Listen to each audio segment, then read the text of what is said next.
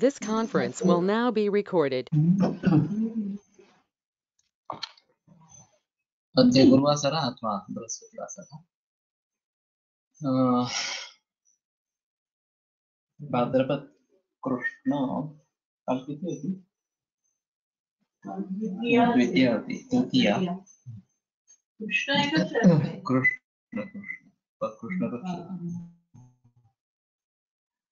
दिनांक 23 सितंबर 2021 रसरत्न समुच्चय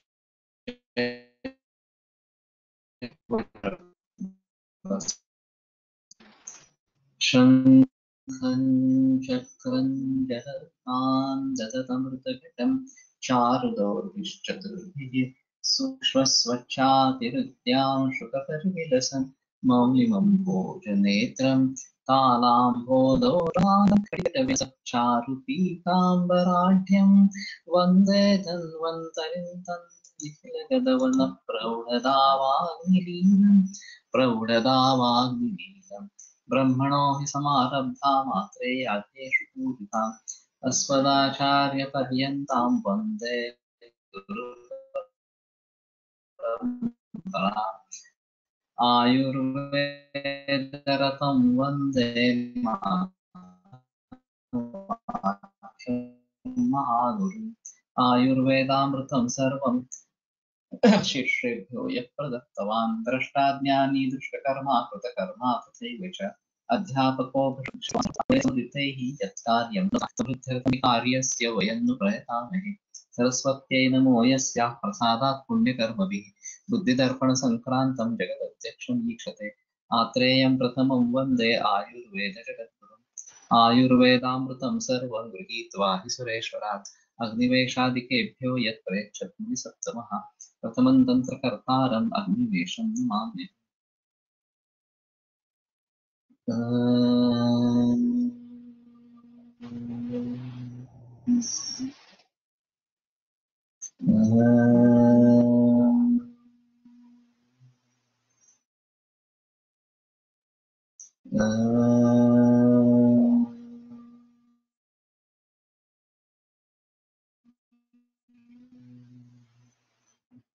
ओम शांति शांति शांति।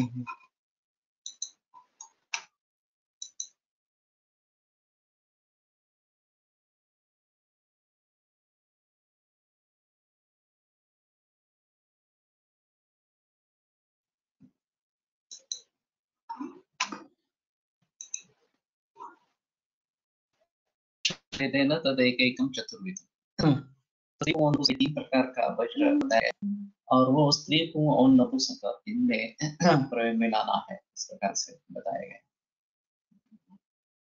तो स्क्रीन कौन सा पहला ही स्क्रीन दिख रहा है क्या?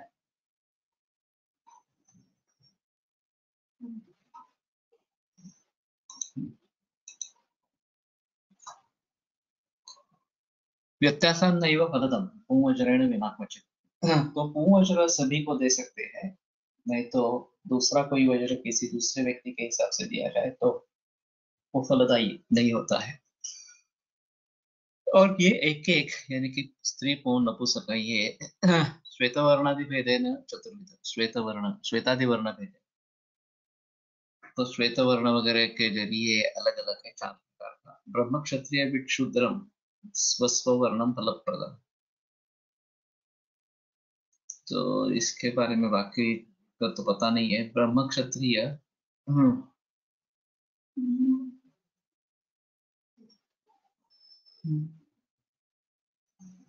विट वणिक है एक्चुअली, या वैश्य। विट शब्द मैंने पहले सुना। और शूद्र स्वस्व वर्णम फलप्रदम, अपना अपना वर्ण के लिए वो फलप्रद इस प्रकार का है। एक बार देखते हैं। स्त्री नपुंसक जाति हम वज्रम प्रत्येकम श्वेत रक्त पीत कृष्ण वर्ण भेदेन यथाक्रमं ब्राह्मण क्षत्रिय वैश्य शूद्र वर्ण संज्ञकम चतुर्विधम नियम तच्छुभ्रम विप्रवर्णे विप्रवर्णे विप्रवर्णम विप्रवर्णेषु रक्तं क्षत्रिय वर्णे क्षत्रिय वर्णेषु पीतं वैश्यवर्णम वैश्यवर्णेषु कृष्णं शूद्रवर्णम शूद्रेषु गुणकारी। किंच ब्राह्मणादि उत्तमवर्णं वज्रं निस्रवर्णेन निम्नवर्णेन पुरुषेण धृतमपि फलदं भवति, किंतु अधमवर्णो नोत्तमवर्णे धार्यमिति। तो यहाँ भी ऊपर जैसा ही है कि ब्राह्मण वज्र जो है वो सभी के लिए फायदेमंद होता है, लेकिन जो शूद्र का जो है वो केवल शूद्र के लिए फायदेमंद इस प्रकार का होता है। ये इस प्रकार का काफी जगह है, इसी प्रकार से वर्ण आता रहता है।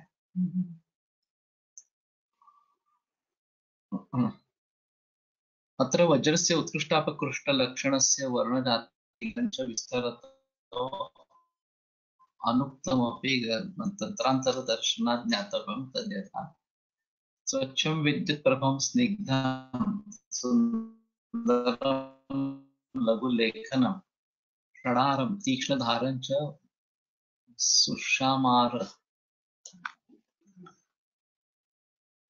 श्रियं दिशेत्। सुषामार भस्मांगं काकपादं च रेखाक्रान्तं तु वर्तुलम् अधारं मलिनं बिंदु संत्रासं स्फुटितं तथा नीलाभं चिकिटं रूक्षं तद्वज्रं दोषलं त्यजेत्।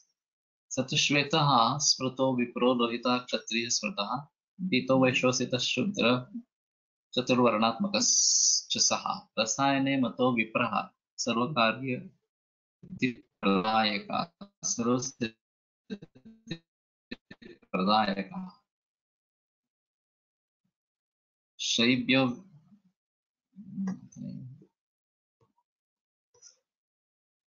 क्षत्रियो व्याधि विध्वंसो जरा मृत्युहर स्मृतः वैश्वधनप्रद प्रोक्तस्तथा देहस्य दाढ्यकृत शूद्रो नाशयति व्याधीन् वयस्तंभं करोति च। अत्र काकपाद काकपाववत् आकृति विशिष्ट काकपदवत् रेखांकितं वा। ओके, तो वैसे सभी प्रयोग में लाए जा सकते हैं, लेकिन ब्राह्मण के समय के लिए उपयोग कर सकते हैं, वैश्य का क्षत्रिय का क्षत्रिय के लिए, वैश्य का वैश्य के लिए, शूद्र का शूद्र के लिए, इस प्रकार से करेंगे। उत्तमोत्तम वर्णम ही नीच वर्ण फलप्रदम न्यायोयम भैरवेणोक्तः पदार्थेषु अखिलेषु। स्वस्ववर्णम फलप्रदम उत्तमोत्तम वर्णम ही, उत्तमोत्तम वर्ण जो है वो स्वस्ववर्ण फलप्रद, इस प्रकार का अपना अपने वर्ण का वज्र वज्र चालू है।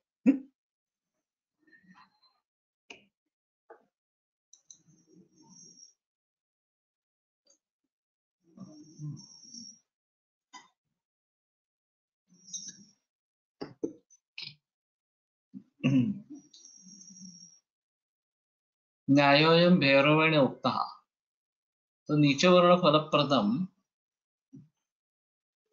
वो अगर नीच वर्ण है तो उसका फल भी कम इस प्रकार का रहेगा।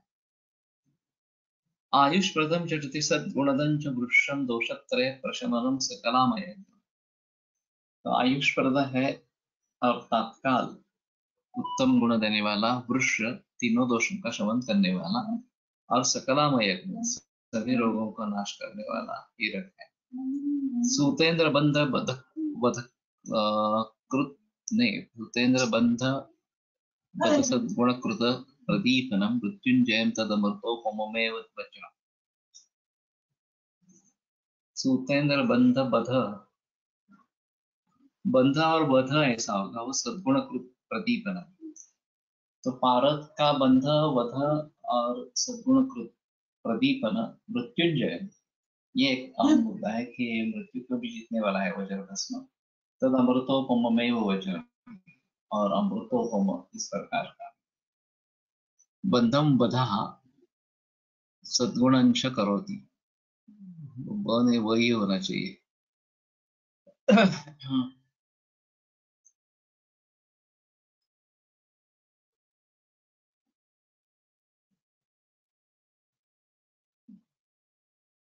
ग्रासस्त्रासश्च बिंदुश्च रेखा च विललगर्भता सर्वरत्नेष्वमी पंचदोषाः साधारणा मता क्षेत्रतोऽयं भवा दोषा रत्नेषु न लगन्ति थे। तो इसमें अहम मुद्दा ऐसा है कि हीरक भस्म का प्रयोग कैंसर में बड़े पैमाने पर किया जाता है। और मागेवाड़कर शास्त्री ने उसको काफी प्रचलन में लाया।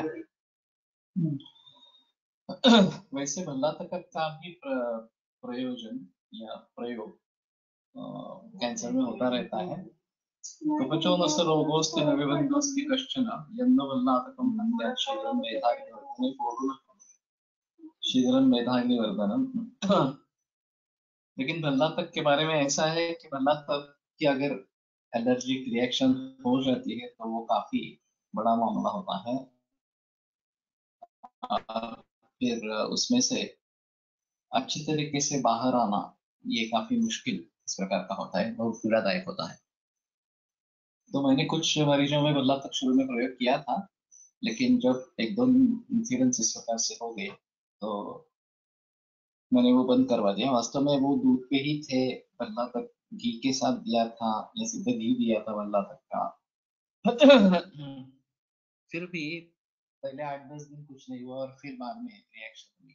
ये भी अजीब है थोड़ा सा। अगर शुरू से ही रिएक्शन होती तो आगे बढ़ते ही नहीं, लेकिन शुरू में रिएक्शन हुई, ये भी एक है।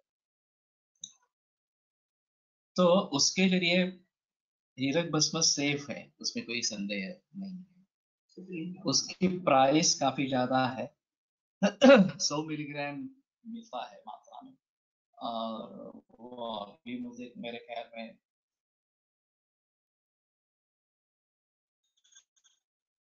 1500 से 1600 रुपया ऐसा है। लेकिन 6x करेंगे ये प्राइस कुछ नहीं रहती। ये अहम मुद्दा इस प्रकार का है। बागेवाड़ीकर सर 10 मिलीग्राम की मात्रा में प्रयोग करते थे एक दिन के लिए, और सुबह एक बार ही लेते थे।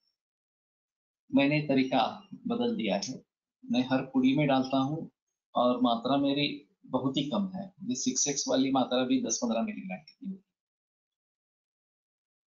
तो आसानी से हो सकता है।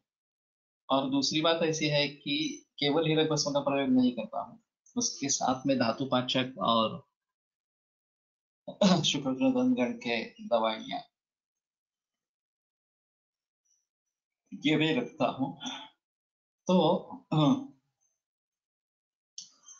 वो मैं टेलर मेड करता हूँ। अभी जो फॉर्मूला मैंने बनाया है उसमें शुक्रशोधन गण पूरा ही डाला है इस प्रकार से, और धातु पाचक में रक्तपाचक सभी में डाला इस प्रकार का, रसायन चूर्ण सभी में डाला है इस प्रकार से।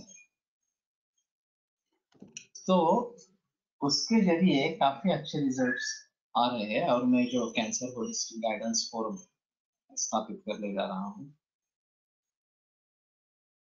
इसके लिए लोगों के लिए थोड़ी सुविधा हुई, वैद्यों के लिए ये तो आसानी से इन कैप्सूल का प्रयोग कर सकेंगे, और उसके बावजूद आपको कुछ देना है, अलग देना है तो दे सकेंगे।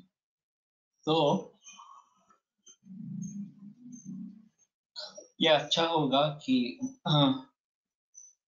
शुरू में कैसे शुरुआत करनी है, क्या देना है, इसके बारे में ज्यादा संदेह इस प्रकार का नहीं रहेगा, और थोड़ी आसानी होगी, और रिजल्ट्स अच्छे हैं उसके, तो कोई प्रॉब्लम नहीं आनी चाहिए। सिर्फ सभी के पास मरीज जो शुरू में आएंगे वो असाध्य ही लोग आएंगे, या जो सब कर चुके हैं और अब कोई रास्ता नहीं है, ऐसे ही लोग शुरू में आएंगे। तो उस हिसाब से जो आयुर्वेद प्रैक्टिशनर हैं उनके लिए ये अच्छा है, मौका है कि कैंसर की ट्रीटमेंट शुरू करेंगे। जो खुद आयुर्वेदिक प्रैक्टिशनर नहीं है शुरू से, उनके लिए ये काफी भारी हो सकता है, क्योंकि बेसिक थिंकिंग जो है दोष धातु मल वगैरह के सभी के बारे में वो तो होना है, वो उसका कोई दूसरा जोड़ नहीं हो सकता। और फिर कैंसर के बारे में किस प्रकार से सोचना है, ये मेरा कोर्स है, फाउंडेशन कोर्स है या इन डेप्थ कोर्स है, तो वो करेंगे तो काफी बातें पता चल जाएगी। सध्या तुम्ही 2 टाइप्सच्या कॅप्सूल बनवल्या आहेत सर? येस. एक में पाठाभिषरण अनंता है और एक में स्थितोपलादि और यष्टि है। नंबर 1 में स्थितोपलादि यष्टि है और दूसरे में पाठाभिषरण अनंता। और फिर अगर आपको कॉन्स्टिपेशन है तो उसके हिसाब से कुछ देना है तो ये अलग इस प्रकार का देना पड़ेगा। तो मैंने काफी सोच समझकर फॉर्मूला बेस्ड प्रैक्टिस पर उतरने का निर्णय किया। अभी जब टाइम नहीं रहता मरीज के लिए तो ये आसान हो जाता है कैप्सूल्स उठा के दे देने का इस प्रकार से। और पहले मैंने 1000 कैप्सूल बनवाए थे, अभी 5-5 हजार बनवाए हैं। लेकिन मुझे लगता है कि आगे का भी लॉट शुरू करना जरूर होगा। तो ये थोड़ा सा आसान इस प्रकार का होगा। तो वज्र भस्म या हीरक भस्म इस प्रकार से कैंसर में क्यों प्रयोग में आता है, इसके बारे में समाधानकारक उत्तर नहीं मिल रहा। कुछ लोगों का कहना है कि ये लेखन इस प्रकार का है तो ये कैंसर में ट्यूमर के लेखन के लिए अच्छा इस प्रकार का है। हाँ, लेकिन मुझे अभी लगता है कि रसायन है, ऐसे रसायन भी काफी द्रव्य है, त्रिदोष शामक है, ये भी काफी द्रव्य है। हीरक ही क्यों? तो ये शुक्र धातु से संबद्ध है, इसलिए हीरक प्रचलन में आया होगा, या एक उसका लॉजिक होगा कि ज्योतिष शास्त्र में हीरे का प्रयोग शुक्र के संबंध में किया जाता है। तो यहाँ शुक्र दृष्टि एक अहम मुद्दा है हाइब्रिडाइजेशन के लिए, और शुक्र धातु का उपहनन हुआ है इस प्रकार से।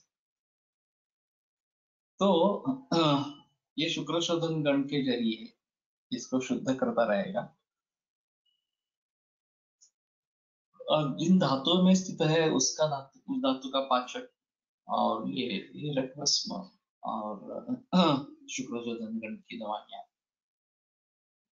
ये जो कॉम्बिनेशन है ये अनूठा कॉम्बिनेशन है। तो इसके जरिए हम आयुर्वेदिक निदान कर सकते हैं कुछ, और उसके आधार पर चिकित्सा कर सकते हैं। तो इन सभी दृष्टि से हीरक भस्म फायदेमंद इस प्रकार का है। भाग्यवर्धकर शास्त्र ने ट्यूबरक्यूलोसिस में भी हीरक भस्म का प्रयोग किया है। मेरे पास एक पॉट स्वाइन की केस थी। हाँ, और इकट्ठी चल रही थी, इकट्ठी खत्म हुई। हाँ, और खत्म होने के बाद फिर से बुखार आने लगा। उस समय में वो मेरे पास आया था। हाँ, तो डॉक्टर का सुझाव फिर से इकट्ठी शुरू करना इस प्रकार का था। तो मैंने कहा कि नहीं, हम कोशिश करेंगे। हाँ, और वो गार्ड था मालगाड़ी में।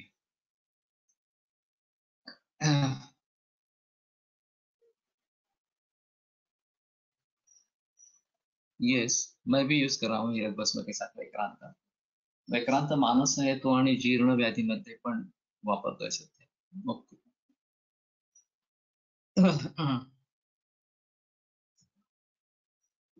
तो ये पॉट स्वाइन था, वो लंबर वर्टिब्रा में इस प्रकार में था। और बुखार फिर से आने लगा।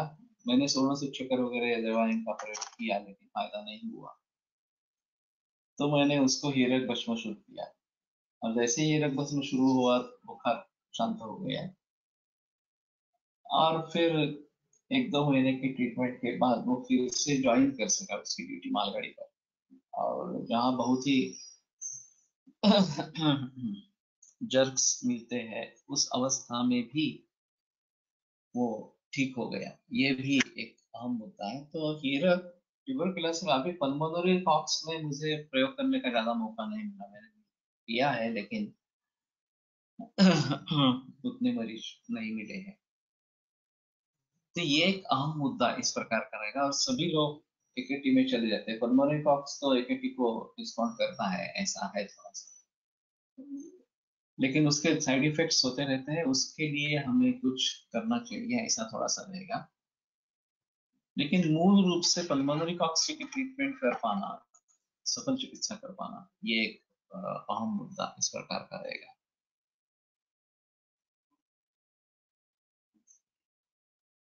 दर्धा दाढे देणारं आहे, मेटास्टॅसिस रोखले जात असे, शुक्रार काम असे आहे, रसायन आहे, शुद्धतम स्वरूप आहे, ओजावरही उपयुक्त ठरत असावे आणि दृष्टीने कॅन्सरमध्ये काम करत असावे। ये सही है, लेकिन ऐसा है आखिर कि जिससे तुम्हें रिजल्ट्स मिलने वाले हैं वो प्रयोग में लाना। भगवान दास दिल्ली में प्रैक्टिस करते थे और उनका भी नाम कैंसर में था। तो मेरी उनसे बात हुई थी तो उन्होंने जिक्र किया था कि बाकी कुछ भी करो लेकिन हीरक का प्रयोग करो। और मैं भी बरसों से करता आ रहा हूँ, तो हीरक को छोड़कर बात नहीं होगी ऐसा मुझे भी लगता है। तो ठीक है, और अवेलेबल है, और प्राइस का जो मुद्दा है वो 6x करने पर नहीं रहता, 6x करने पर भी अच्छे रिजल्ट आते हैं, उसमें कोई संदेह इस प्रकार का नहीं। मैं हीरक और वैकांत दोनों का प्रयोग कर रहा हूँ, और वैकांत की फलश्रुति में पूर्व कर्म जो व्याधि ऐसे भी कहीं दूसरी जगह है, यहाँ पे हमने नहीं करे, तो उस दृष्टि से भी ये अच्छा इस प्रकार का रहेगा। तो वैसे वज्र भस्म या हीरक का भस्म खास करके कैंसर के मरीजों में बहुत अच्छा काम करते हैं। तो बाकी द्रव्यों के साथ इसको देना है, शुक्र शोधन द्रव्य के साथ और धातु शुक्र के साथ, और फिर सिम्टोमेटिक ट्रीटमेंट ये भी आवश्यक इस प्रकार का रहेगा। क्षेत्र तो ये भवा दोषा रत्नेश में लगनती, क्षेत्र तो ये भव जो दोष है, क्षेत्र और पान वहां का, ग्रासस्त्रासश्च बिंदुश्च रेखा च जलगर्भता। ग्रास त्रास है क्या है, बिंदु और रेखा और जलगर्भता, ये सोच सकते हैं। ग्रासत्रासादाय पंचदोषा सर्वरत्नेषु सहजाज्ञेया किंतु तेषाम् आकर जलादि संभवत्वात् तैः रत्नस्य न कापि। लेकिन ग्रास क्या है और त्रास क्या है ये इसने भी नहीं बताया।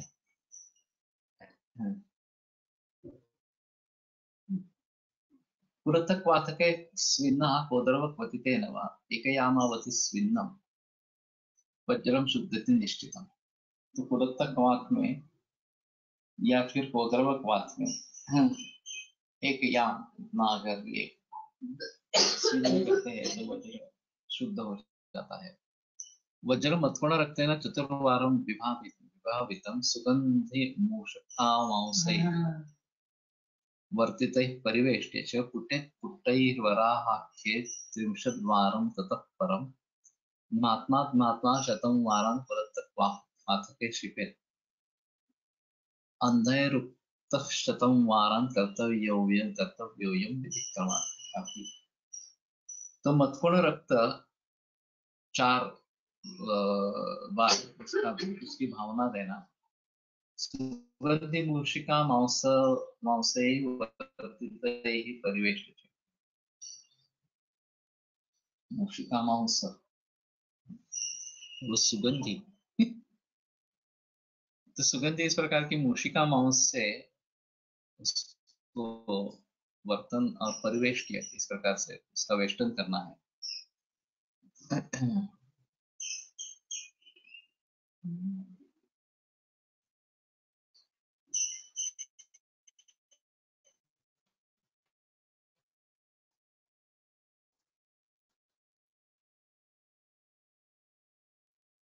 सुगंधि मूषिका कुंदरी छुआ इति ख्यातम्। तो ये क्या चिचुंदरी ना, चुंदरी, तो उसको सुगंधि मूषिका इस प्रकार, मुझे पता लगा कि मूषिका ये स्त्रीलिंगी मूषक होना चाहिए कि क्या? तो गंधमूषिका मांसम संपिष्य पिंडाकारं कृत्वा तदन्तः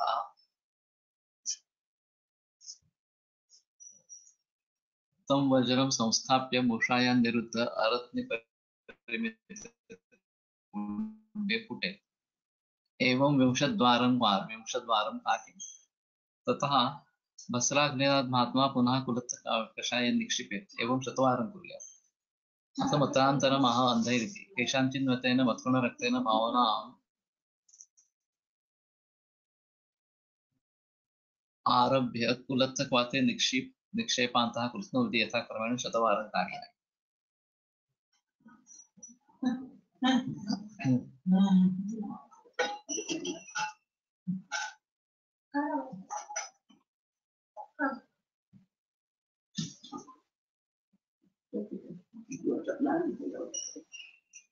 ये ज्ञानेश्वरी में भी आया है कि मथुरा रक्त के पीड़ा भंग नहीं हुआ, ऐसा नहीं होता है इस प्रकार से। 63 बार यहाँ 63 है, हम यहाँ 63 किया था। नात्मात् महात्मा शतम वारन कुलत्थक्वात् तो 100 बार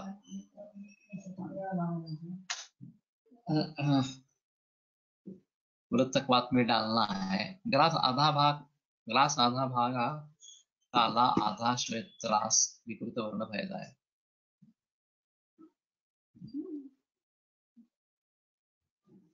ग्रास ये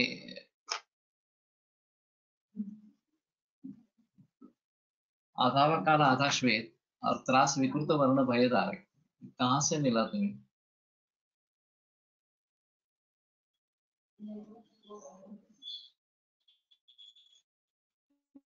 ग्रासस्त्रासश्च बिंदुश्च रेखाचितः।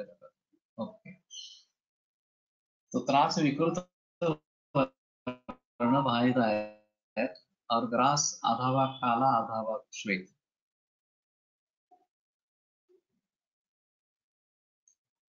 अन्य रुक्त शतम वारान कर्तव्योयम विधिक्रमात्। बाकी लोगों ने ये विधि 100 बार करना है इस प्रकार से बताया।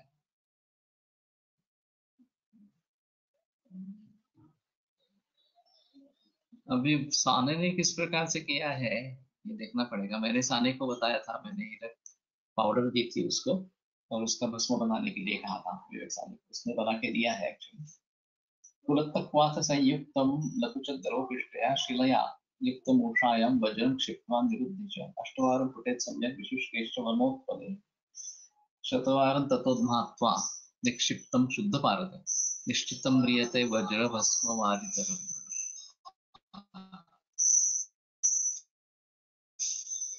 तो कुलत्थक्वाथ संयुक्त लघुचन्द्रोपिष्टया शिलया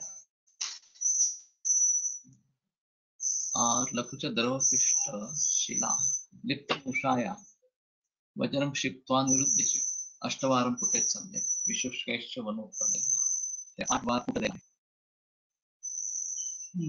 तो शिला से मूषा का मुख बंद करना है। कुलत्थक्वाथ और लघुचन्द्रव सिद्धिनंदन विश्रांत रसरत समुच्चय। अच्छा है, अभी मेरा इनसे मिलना आवश्यक लग रहा है और संयोग से अभी वो है जिंदा है तो काफी ज्ञान प्राप्त कर सकते हैं। प्रैक्टिकल है ये, थोड़ा सा अच्छा रहेगा। तो ठीक है, उनके जरिए अगर ये हो सकता है तो ज्यादा अच्छा।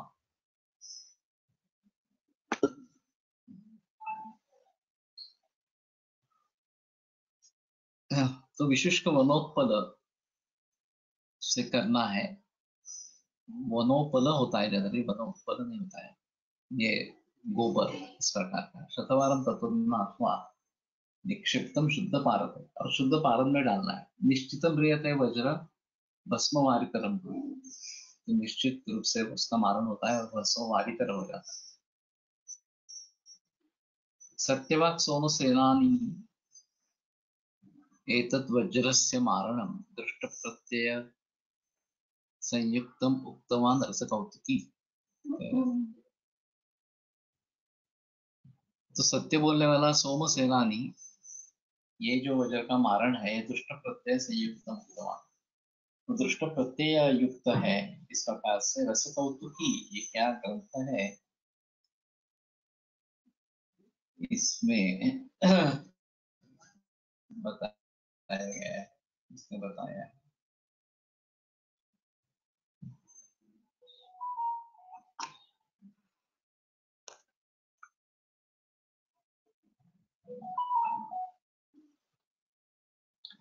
स्मारणे सोमसेनानी मतमाह पुलत्थिते, એટલે कुछ डबुक शिलया मनशिलया, अरे बाप। तो शिला का मतलब उसको जो ढक लेना है वो मनुशिला से ढक लेना है, ऐसा है। तेन मूषा गर्भम आलिप्य तत्र वज्रम निधाय संधिरोधं कृत्वा मृत्कर्पटादीना मूषा बहिर्लिप्त्वा वन्यकरौषाग्निना पुटे एवं अष्टवारं पश्चिमपुटानन्तरं शोधितपारदेन सह एकीकृत्य पारदपिण्डमध्ये निधाय वा धमे एवं शतवार्यं कार्ये।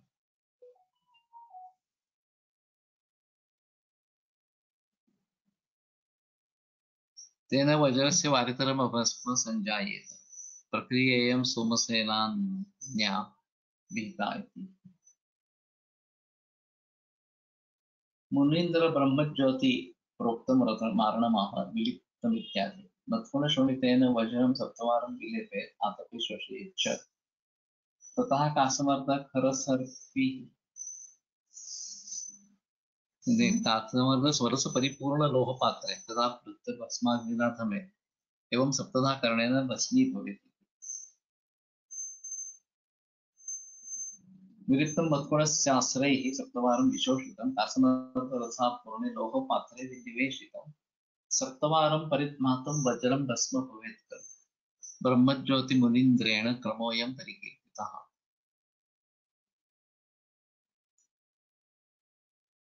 तो ये 7 बार की प्रोसेस है।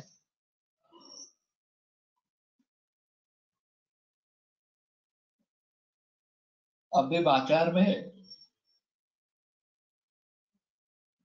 इसका प्रचलन किस प्रकार से, ये थोड़ा देखना पड़ेगा। ऊंजा फार्मसी और दूध पेपर दोनों का ही भस्म आता है।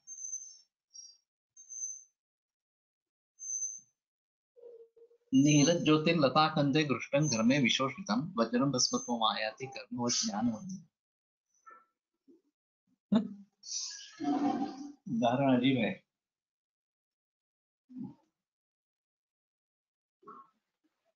नीलज ज्योतिर्लता कंदे घृष्टम, लता कंद में घृष्ट कर घर में विशोषितम, आप तक में उसको सुखा देना।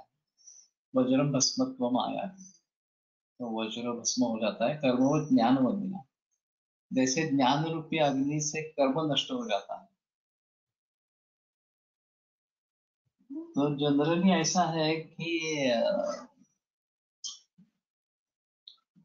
ज्ञान मार्ग से कर्म का नाश नहीं होगा, ऐसा जनरली है। कर्म को भुगतना ही पड़ता है इस प्रकार से। लेकिन तप वगैरह के उपायों से दग्ध बीज हो सकता है कर्म, और फिर उसमें अंकुर उत्पत्ति की प्रक्रिया नहीं रहेगी, अवश्य कार्य होने की प्रक्रिया नहीं रहेगी। तो ज्ञानाग्नि से भी कर्म का नाश होता है, ये इसमें एक अहम मुद्दा है।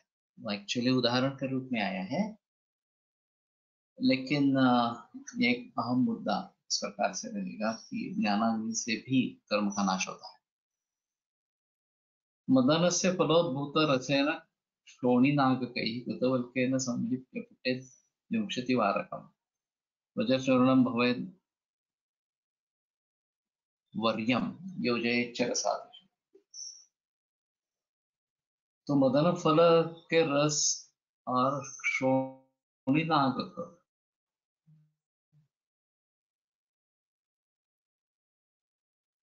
भूनागक,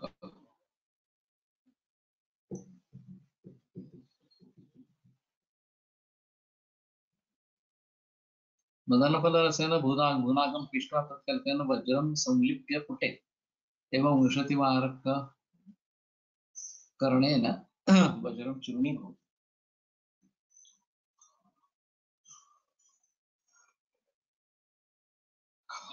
तो मदन फल का इस प्रकार से उपयोग बताया गया है।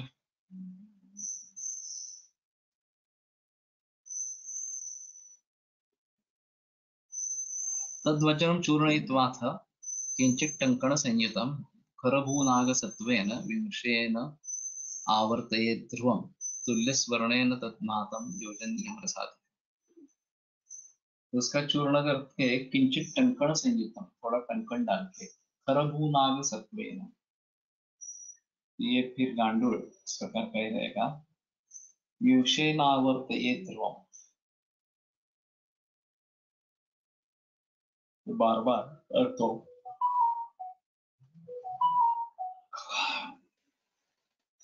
करे। तुल्य स्वर्णेन तद्मातम, तुल्य स्वर्ण वस्म लेकर योजनीयं रसात्। त्रिगुणेन रसेनैव सम्मर्द्य गुटिकीकृतं मुखे धृतं करोत्याशु चलदंत विबंधन।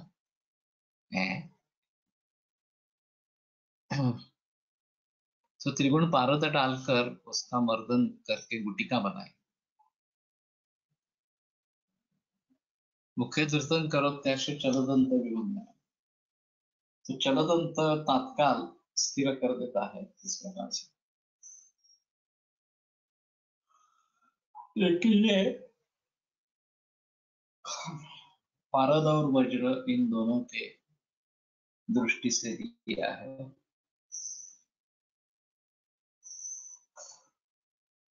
त्रिंशत् भागमितं हि वज्रम असितं वर्णम कलाभागिकं तारं चाष्टगुणं सीतामृतवरं रुद्रांशकं चापरकं पादांशं कलुताप्यकं वसुगणं वैक्रांतकं षड्गुणं भागोप्युक्तरसैः शसोऽयमुद्धा षाड्गुण्य संसिद्धये।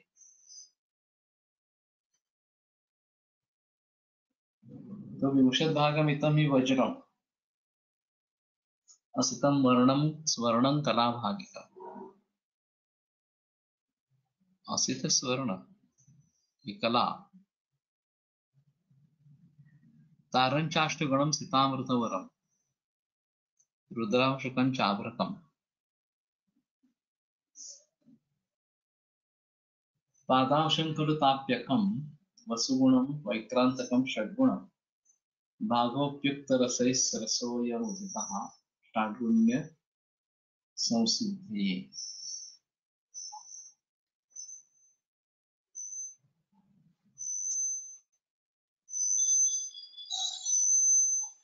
विंशतिति वज्रमसितं हीरकभस्म कलाभागिकं षोडश भागं, कला तु षोडशः न तु षोडशभागैकभागः इति। सीतामृतवर शुभ्रपारदम्, रुद्रांशकम् एकादश भागं, पादांशं चतुर्भागं, ताप्यकं स्वर्णमांशिकं, वसुगुणम् अष्टगुणं, भागपरिमितः अथ अग्निमावया इत्यर्थः सेवितः इति शेषः। अग्निमावया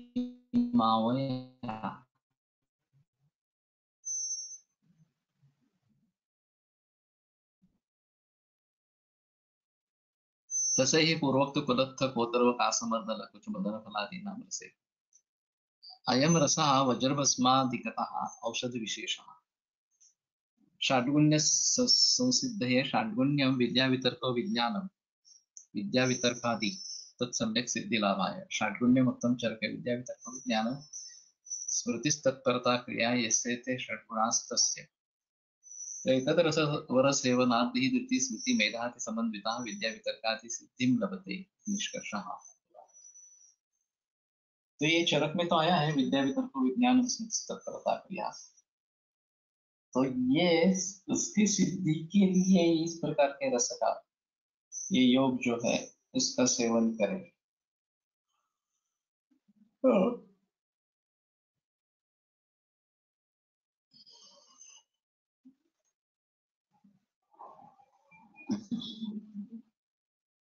अस्य पत्री यथा हिरकभस्म 30 स्वर्ण भस्म 16 रौप्य भस्म 8 संशुद्ध शुद्ध पारद भस्म, तद्भस्म 11, अपरभस्म 4, सुवर्णवाक शुद्ध भस्म 8, वैक्रांत भस्म 9. सर्वम एकीकृत्य या 6 होगा ये शायद 6. सर्वम एकीकृत्य कुलत्थादि रसेन संवर्ध्य योग्य मात्रा उपयुज्य भागोपयुक्ता इत्यत्र भागञ्चोक्तः इति पाठकत्वेन समीचीनम्. हाँ. अभी नील शुरू हो रहा है.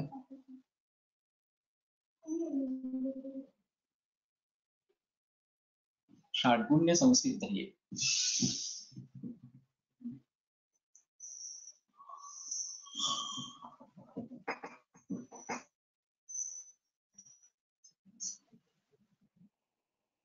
थोड़ा बताना आसान है.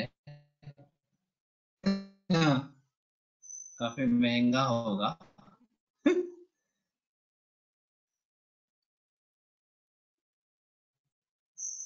लेकिन ठीक है 6 करेंगे तो ज्यादा. षाड्गुण में सिद्धि रस इस प्रकार का.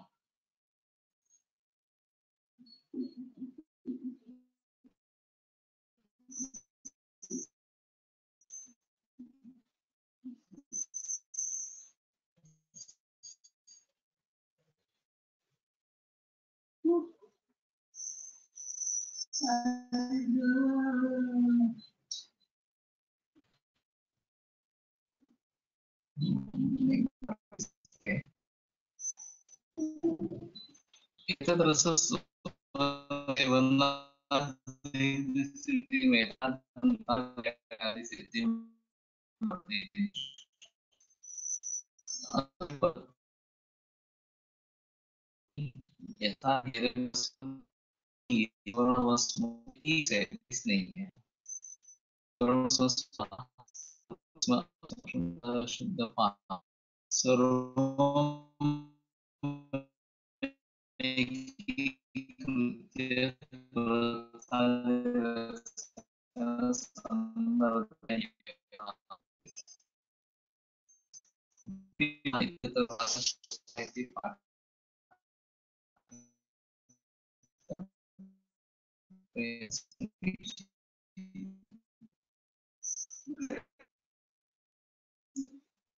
नील शुरू